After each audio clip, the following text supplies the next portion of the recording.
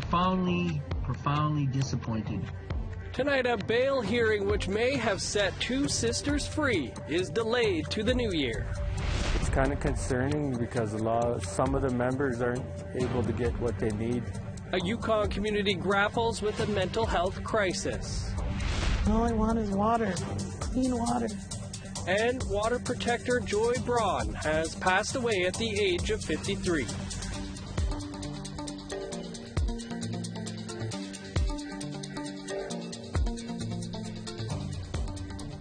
Good evening, I'm Dennis Ward. Welcome to APTN National News.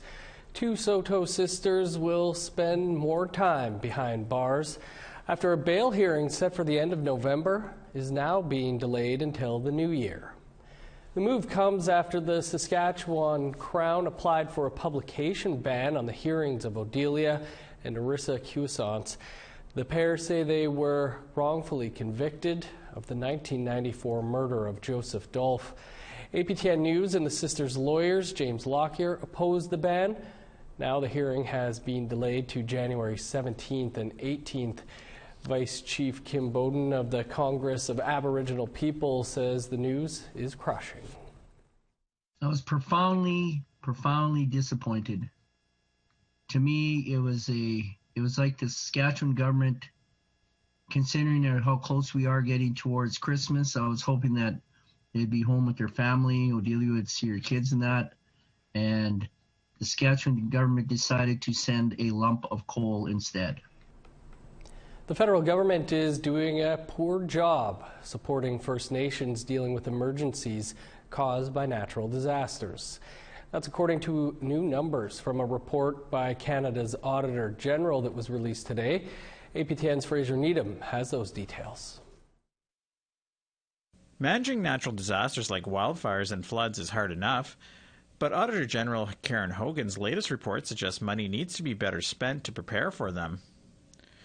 Over the last 13 years, First Nations communities experienced more than 1,300 emergencies, leading to more than 580 evacuations affecting more than 130,000 people. Indigenous Services Canada, or ISC, spent 3.5 times more on responding to emergencies than supporting First Nations communities to prepare for them. And as of April 2022, 39% of structural mitigation projects were eligible but waiting for funding. At a press conference Tuesday morning, Hogan said what is even more discouraging is Indigenous Services has made very little progress on these issues since they were first flagged in another audit almost 10 years ago. And so many of our findings are exactly the same, and the same that they had identified in the past. And it does seem that the focus is more on being reactive than being preventative. And it is a recommendation that we gave the government that it's time to see the value in investing in being better prepared and in supporting First Nations communities to develop the capacity they need to respond to some of these emergencies. And she said the government has also made little headway reaching emergency management preparedness agreements with provinces and First Nations. There's been time and money invested in trying to establish what comparable services might be, and so that roles and responsibilities are clear, but there's been no advancement in demonstrating that more multilateral agreements are out there, and that the communities know what to expect if they need to reach out for help in these times. ISC Minister Patty Hajdu admitted her department has to do better. The challenge is getting all of our minds oriented towards a prevention adaptation approach while also having enough in reserve to be able to respond to these crises. So it's about shifting the way that we think about it, and there will be a transition period where you're spending a lot on responding to emergencies and a lot on getting communities ready to be more prepared and have more adaptation strategies. But she said some progress is being made toward multilateral agreements with BC and Manitoba. So we're hoping to get some momentum with provinces understanding that this really is going to be an all-hands-on-deck sort of shift from reaction only in rare circumstances to the prevention and adaptation that's going to be required as we see increasing events like this every single year.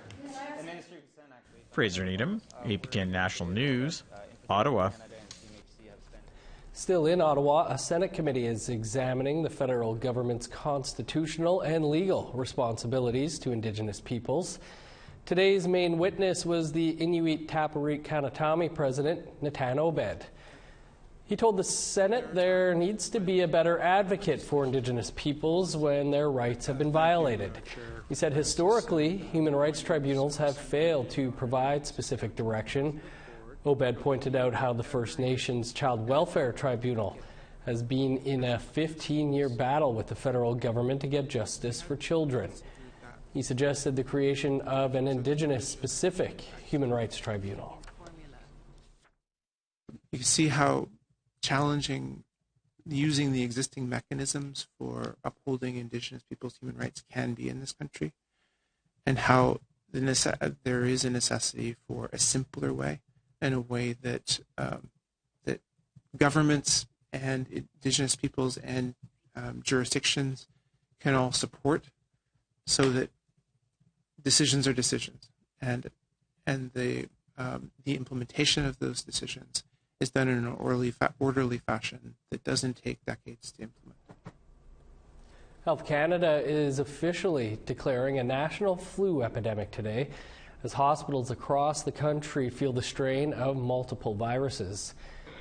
An epidemic is marked by early and unusual flu activity. In the last reporting period ending November 5th, there was an 11.7 test positivity rate, an increase of more than 6% in 2 weeks. And it's children who are the most impacted, with 64% of all illnesses in kids under the age of 19. Toronto's top doctor says there are a few simple things we can all do to protect children. Unfortunately, we're seeing a lot of illness amongst young people, and nobody, and I mean nobody, wants to see children in hospitals struggling to breathe.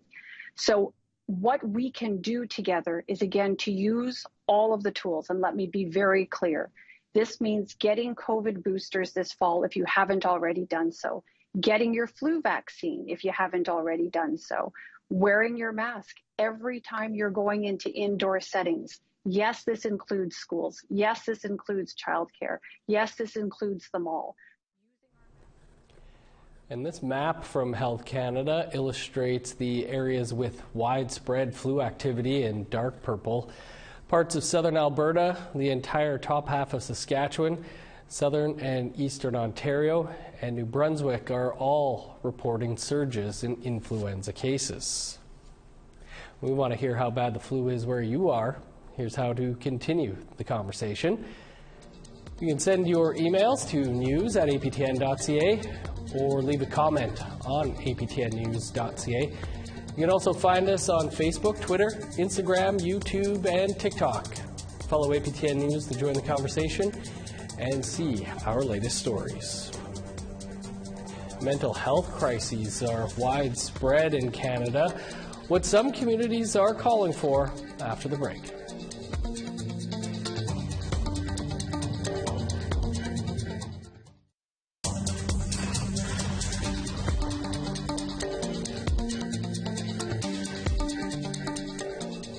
Welcome back.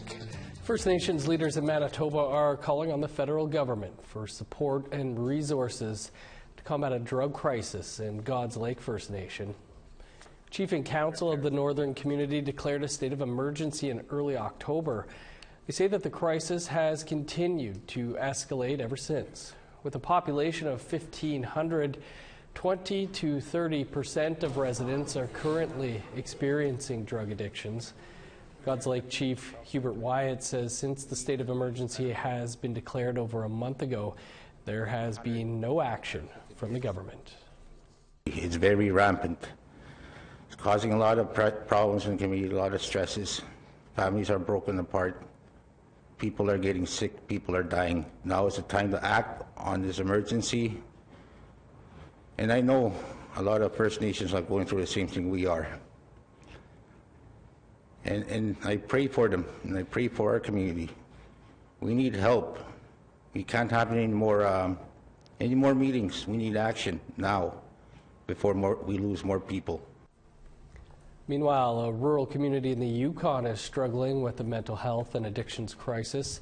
Now residents of Ross River are calling on both the territorial and federal governments to step up. so it can receive the help it needs before it's too late. Here's Sarah Connors with that story. You know, it's really concerning because we have nobody to turn to, nobody. Nora Ledoux is a member of the Ross River Dena Council in Ross River, Yukon. Like many in the small community of 400, she has a family member in crisis. Since the early 90s, her loved one has struggled with mental health and addiction issues. You know, this person has 3 kids. They're afraid. They don't know what's going to happen. There are no doctors or counselors who live in the community. We need treatment centers, we need more support, there's so many things that we need, right? Dave Peterson is a trauma support worker at the Margaret Thompson Healing Center in Ross River. He says the center receives limited funding and is only reaching 5 to 10% of the community. The rest we can't reach because we don't have the capacity to do it. The one thing that's holding everything back is the lack of resources. It always goes back to that. Dylan Loblaw is the chief of the Ross River Dena Council. He says it's not easy for some members to travel outside of Ross River for treatment, especially as there's no transportation services. That's why he wants Yukon government to provide more programs and supports within the community. If we could get those services and those facilities in place and managed and operated by the nation, it would be real beneficial, and it would also benefit our counterparts as well. In each community we visit, the needs are different. You know, Cameron Grandy is the director of Yukon government's mental wellness and substance use services. He says counselors from a neighboring community visit Ross River bi-weekly and a mental health support worker is available, but he understands the community's concerns that it's not enough. But it absolutely is a priority, so I don't disagree that that having somebody in the community is our goal. Grandy says staffing has also been a challenge. A mental health nurse in Ross River is currently on leave, and the department has struggled to fill a mental health worker position in the community. We have a full-time position in Ross River, and we will continue to try to fill that full-time position. But Loblaw feels there's a lack of urgency, and Ross River is not being seen or heard. It's kind of concerning because some of the members aren't able to get what they need. As for Ledoux, she says it's time for governments to start investing in rural communities so families like hers can heal. You really need to look at the big picture and start planning. It's going to take a lot of money, but then you're going to be saving, in the long run, your own people. Sarah Connors, APTN National News, Ross River. Kimberly Murray was appointed by the federal government as an independent special interlocutor this past June. Now she has released her first report into missing children, unmarked graves, and burial sites associated with residential schools. She spoke with host Daryl Stranger earlier. Ms. Murray, thanks for taking some time out of your day today. You've been in your role as special interlocutor for 5 months now. What are some of the highlights of your work so far? I think just the, really spending the time meeting with survivors and communities that are doing this work on recovering the missing children and unmarked burials. There's lots and lots of communities that are at the very beginning of the process, and many that have come quite a long way through the process currently. So I think it's, as I go out and meet with people, really hearing about the different difficulties that they're having and the barriers that they're facing and trying to get this important work done. And the update you have provided outlines some common concerns related to the search for unmarked burials and the recovery of missing children. Can you talk about some of those? Yeah, and I think that people are quite aware of many of them. It's no surprise that access to records is an ongoing concern for many communities across the country. Accessing records in Library and Archives Canada from the federal government provincial governments and church entities. So, we hear a lot about that as we do our work. And then an evolving issue I think that we're seeing is there's also access to the land to do the search.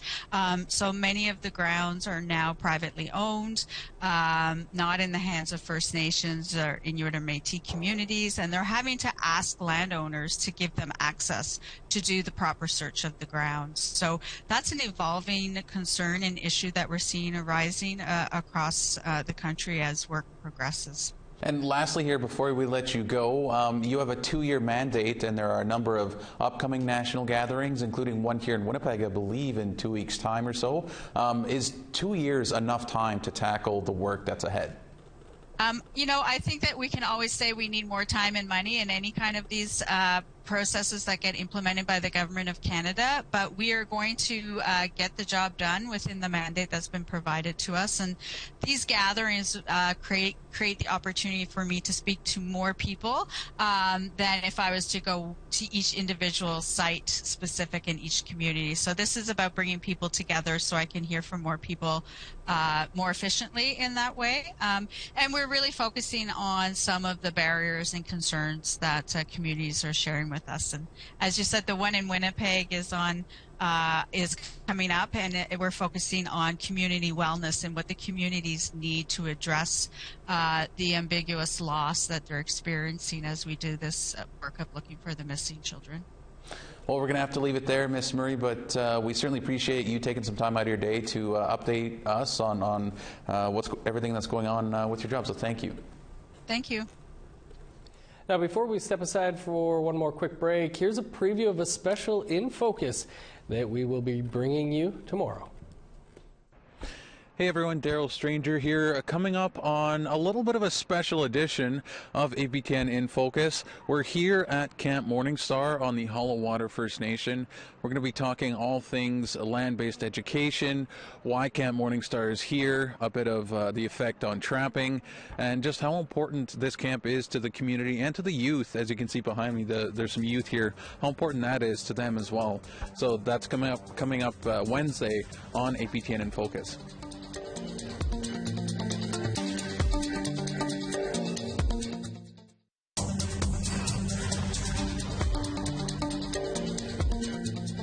Welcome back.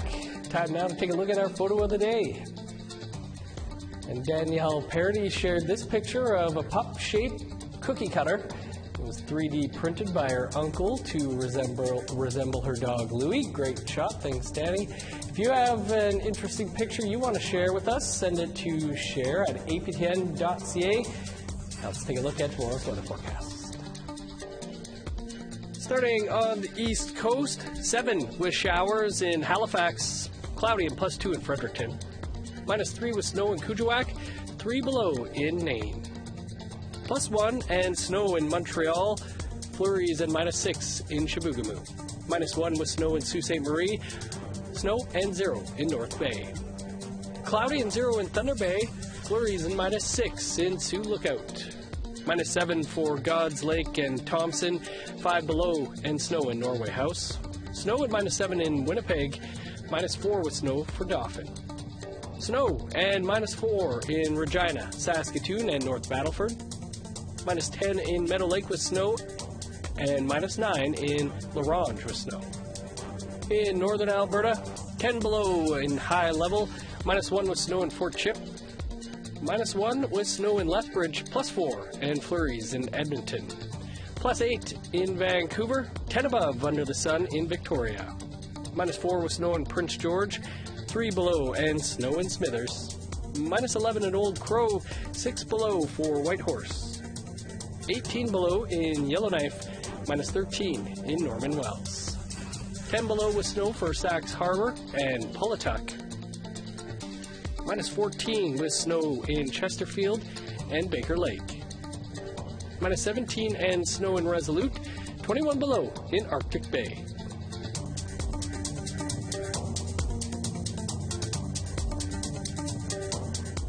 The first woman to hold the role of Grand Chief of the Assembly of Manitoba Chiefs is our guest on an all-new episode of Face to Face tonight.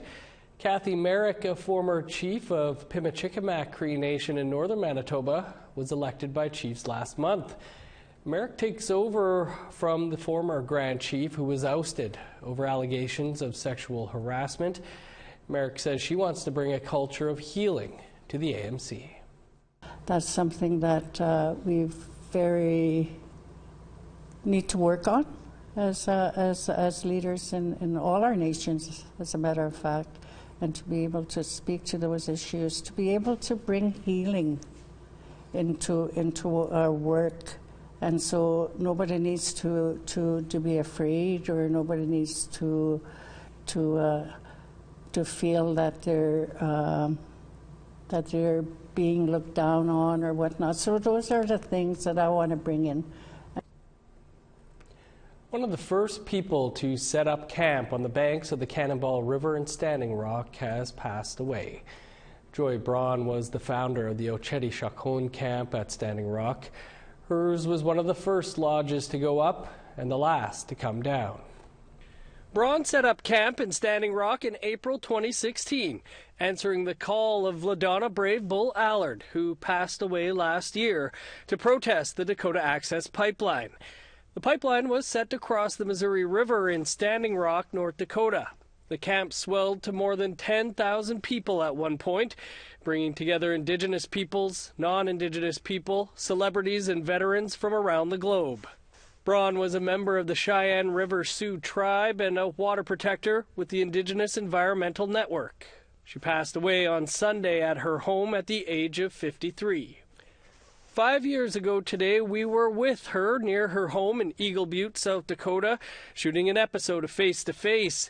Here's some of what she had to say about her fight against pipelines in the Dakotas and the treatment water protectors received at the hands of law enforcement and hired security contractors. They called me a jihadist. Me. I'm the one that said no guns. I'm the one that says take your camp knife and get it back to camp. Stay in prayer. I'm not a jihadist. All I want is water, clean water. I just want the opportunity for my grandchildren to drink clean water and not grow up drinking the contaminated water that I had to drink my whole life. And our condolences to those close to Joy. She had a laugh that you would never forget, and I never will. That is all the time we have for you tonight for your APTN National News. For more on anything you've seen here and much more, you can visit our website, aptnnews.ca. And be sure to tune in tomorrow right here at 3 p.m. Eastern Time when In Focus hits the road. It comes to you from Camp Morningstar and Hollowata First Nation. I'm Dennis Ward. Thanks for being with us. Stick around. Face to Face is next. Have a great night.